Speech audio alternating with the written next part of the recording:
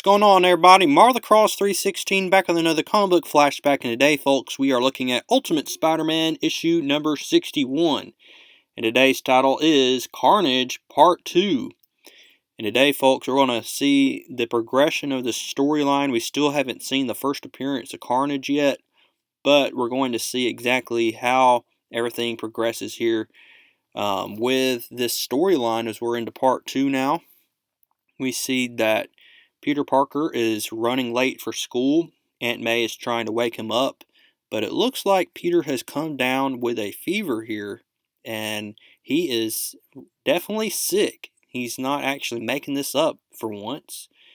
And so Aunt May says, "Look, I have to go to work, but I'll come home for lunch and I'll check on you."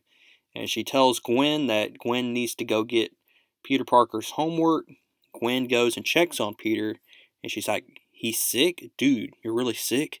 This isn't part of your Spider-Man cover stuff you do, is it?" And he said, He said, "Wow, you really are looking bad." And he said, "Tell MJ He said, "Yeah, sure, just chill." So Peter Parker misses school for the day. Now at Empire State University, we see Ben Riley shows up. He is the lab assistant to the Dr. Kirk Connors. Dr. Kirk Connors and Ben Riley work together. We're going to find out in this issue. And we see that the security guard tells Ben Riley that Dr. Kirk Connors came in last night and he never came out. He said, "Yeah, okay, I'll check on him." So he goes, checks on him. He finds Kirk Connors is asleep at the desk. And while he's about to wake up Kirk Connors, Ben Riley looks through the microscope and he looks at that blood sample that Kirk Connors had gotten from Peter Parker, and he's like, "Wow." And he wakes up Kirk Connors, and Kirk Connors is like, "No, no, no, you can't." And he's like, "I know you saw what you saw, but look, just don't tell anybody, okay?" He said, "Okay, okay, man, okay." He said, "Look, it's something I'm working on. Just mind your business, okay? And we'll work on this together. I just need to do something real quick." And so while Peter Parker is at home, I mean, he's feeling very awful. He's like been watching this woman in a bikini or whatever on TV, and he hears the phone ring. He picks it up, and it just so happens to be Kirk Connors. He said, "Can we meet and talk?" And Peter's like, "Look, I'm home from school. I didn't go today. I'm sick." He said, "School? High school? Oh, yeah." He said, "Yeah, I'm not really doing well." But Kurt Connor says, "Well, look, it's important. Can I come over there?" He said, No, no, no. I don't know how I could explain you." He said, "Oh, yeah, okay, he said, "Is it really important?" And so they finally meet up at this restaurant here. Peter Parker feeling awful. He's sick. And Kurt Connor says, "Now, I don't want you to be mad." He's like, "Oh, no." Kurt Connor says, "When I put you back together last night, you left some blood. Just, what did you do?" "Nothing, nothing, no. But listen, I saw it there and I couldn't help but look at it." He said, "What?" He said, "Examine it under the microscope, and what I saw was amazing. It's staggering. Your DNA sequences are like nothing anyone has ever seen before." He said, "Shh, quiet down, quiet down." He said, "How did you get your powers again?" Peter's like, "It's a long story."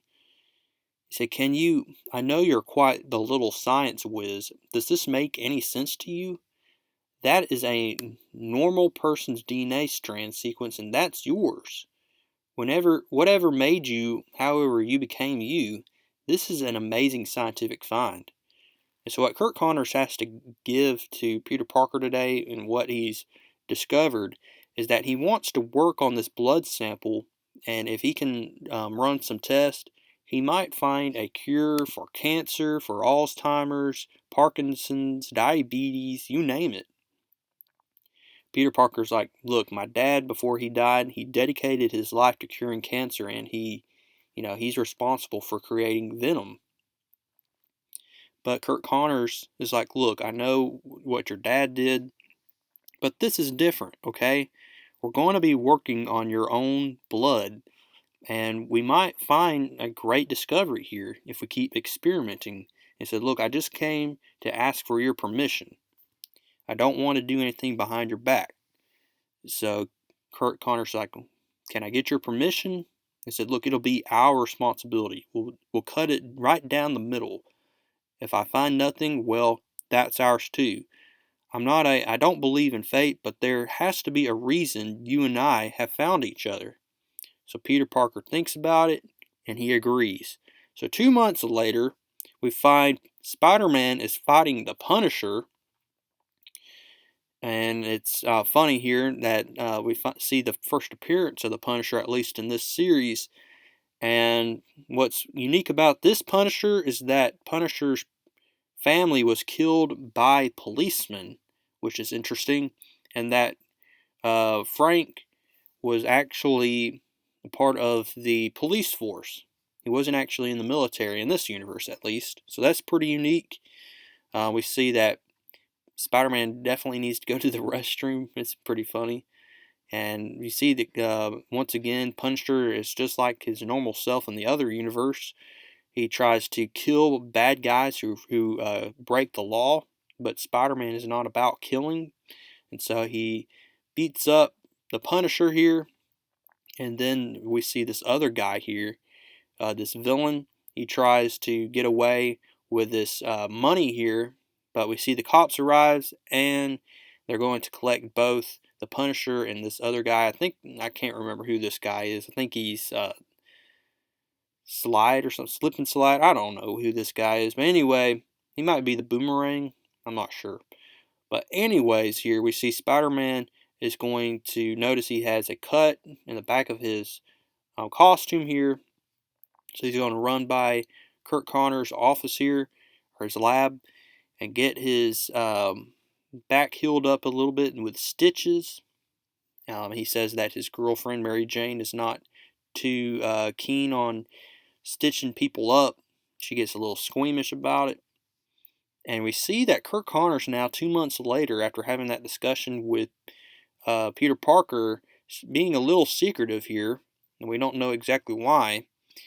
And we see that as Spider-Man swings off, Kurt Connors is going to go inside of a room here where Ben Reilly is at. And he says, look, I got to go. And he said, I thought you left already. He said, I got distracted. He says, steady as she goes, Captain. Smooth. I can't stop looking at it, though. He said, I know. I think we need to go up to 86 degrees, though. I'm worried about the next incubation stage. He said, I don't disagree. And after the next one, we make our presentation. Then the fun begins. So what are they talking about? Well, we see that both men are going to get up and leave for the day. But as we look in this tube, there's this red arm that pops out. So that looks like Carnage. And here is Carnage. It's very different looking. He almost looks like an infant. But maybe Carnage is starting to grow inside of this tube here. And so what exactly is going on, folks? Well, we're going to continue to see as this story progresses. As we look at part 3 coming up next in issue number 62. I'm looking forward to that. But before then, go ahead now and give this video a like. Comment down below what you liked about this issue. Subscribe if you have not. And I will see y'all in the next one.